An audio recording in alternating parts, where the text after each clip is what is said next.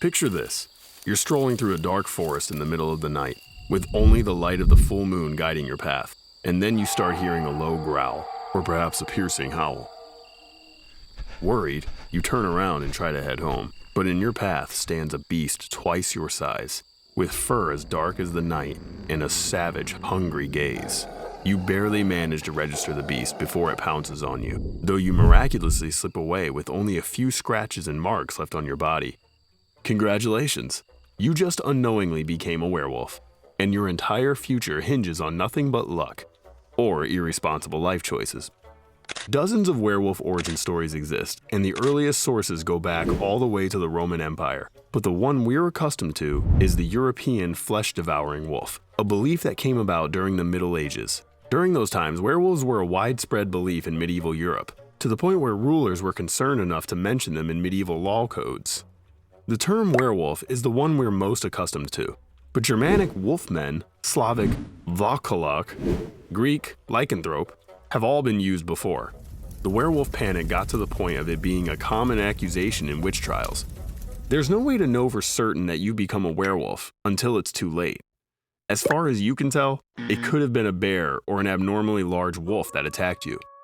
In fact, you don't even need to be attacked by a werewolf to take on the curse. Undressing and wearing a wolfskin belt, having a birthmark on your head, or being cursed during infancy is enough to become one.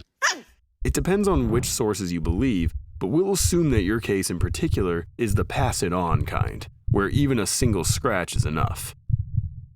You come home rattled and extremely tired, and head straight to bed. No more midnight forest walks, you think, as you drift off to sleep. You wake up in the morning and continue your life as normal for the next 30 or so days. By that point, you've practically forgotten about that incident in the forest, and decide to stay up on this particular night, relaxing by the fireplace with a good book. After all, you're one of the few people in your village who knows how to read. After some time, you look out the window and see that the moon is looking particularly full today. You can't remember if you closed the gates of your family's sheep pen, as your father asked you to do. So you put on your boots and prepare to head out, quietly opening the door and exiting your home. And that's when it begins. The light of the full moon shines down on you, and you fall to your knees, screaming and thrashing in pain. Your entire body starts sprouting fur. Your face contorts into the shape of a wolf-like muzzle. Your nails darken and bend into a claw-like shape, and your entire body starts getting bigger, longer, and leaner. And the worst part? You feel every single part of this during the transformation. At this point, you black out. You're no longer you. Just a mindless and extremely hungry beast. Your family wakes up from the loud noises and head outside, seeing you ravaging the sheep. You spot them with the corner of your eye and pounce on them. You'll only stop when the sun comes up. If you didn't think your life was sufficiently ruined at this point, you wake up in the morning with a perfect recollection of everything that happened during the night and a full stomach. It's unusually quiet this morning. You don't even hear the birds chirping. At least you finally got some privacy, right?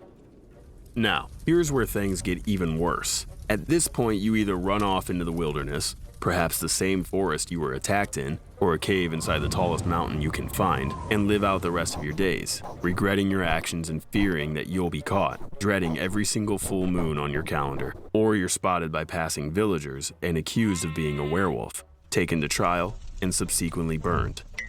Of course, there's a chance you weren't a particularly outgoing person, and somehow spent every full moon indoors, unknowingly sparing the lives of everyone around you. You go on for months and years like this, still oblivious to the fact that you've been a ticking time bomb ever since that night in the forest, but the full moon never manages to catch you. Maybe things aren't so bad after all, until your friends or loved ones give you a silver ring or necklace for your birthday, and your skin starts melting as soon as you touch it. Or better yet, half the spoons and knives in your home start burning your hand as soon as you attempt to touch them. Werewolves are considered impure creatures, and silver is seen as pure, so coming into contact with it causes immense pain and severe burns. But let's assume that you're a complete shut-in with no relatives or friends in your life, and you're too poor to afford anything made of silver. You could probably live out the rest of your life without anybody, including you, finding out that you're a werewolf. But that's the problem. Some werewolf tales and myths describe them as beings with exceedingly long lives. There's also a chance that your outward appearance doesn't change as time goes on, and eventually you'll be accused of being a witch or a werewolf. After all, you'd look like you're in your 20s for the past century. Other miscellaneous and, frankly, weird ways to become a werewolf include making deals with demonic figures. Let's be honest, at that point you may have bigger things to worry about. Drinking rainwater from a wolf's paw prints. This one is particularly random. Being the 7th son in your family. This is just the universe itself telling you that your life sucks. Things are looking pretty bleak so far, but let's look at a different scenario altogether. We'll forget all the previous origin stories and assume that your parents have always been werewolves themselves, so you inherit those genes and live with them in your little werewolf family. Well, assuming you avoid the full moon like the plague and never interact with people outside your relatives, you should be in the clear. And there you go. That's what the rest of your life will look like. Living in your werewolf community in the middle of nowhere, maybe never even hearing about the outside world and what goes on there. At least you finally touched some grass, right?